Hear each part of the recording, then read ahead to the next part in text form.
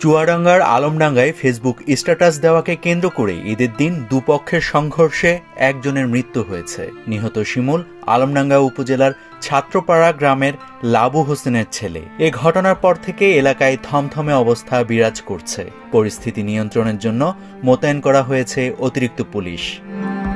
আলমডাঙ্গা থানার ইনচার্জ বনি ইসরায়েল জানান, ছাত্রপাড়া গ্রামের সেকান্দর আলীর ছেলে হৃদয় ঢাকাতে অবস্থানরত অবস্থায় ফেসবুকে একটি স্ট্যাটাস দেন। এরই জের ধরে গ্রামে দুপক্ষ তৈরি হয়। ঈদের দুদিন আগে হৃদয় ঢাকা থেকে আসলে উত্তেজনা ভিন্ন মাত্রা পায়। ঈদের দিন সকাল থেকেই এই ব্যাপার নিয়ে কথা কাটাকাটি হয় হান্নান ও জাহাঙ্গীর গ্রুপের লোকজনের মধ্যে। বিকালে উভয় পক্ষ সংঘর্ষে জড়িয়ে পড়লে শিমুল নামের এক যুবক গুরুতর আহত হন। তাকে আহত অবস্থায় উদ্ধার করে কুষ্টিয়া সদর হাসপাতালে নিলে চিকিৎসাধীন অবস্থায় সন্ধ্যায় মারা যায় সে।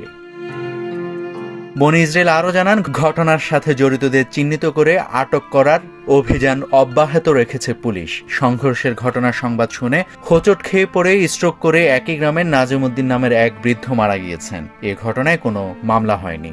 ডেস্ক রিপোর্ট, সোনালী নিউজ।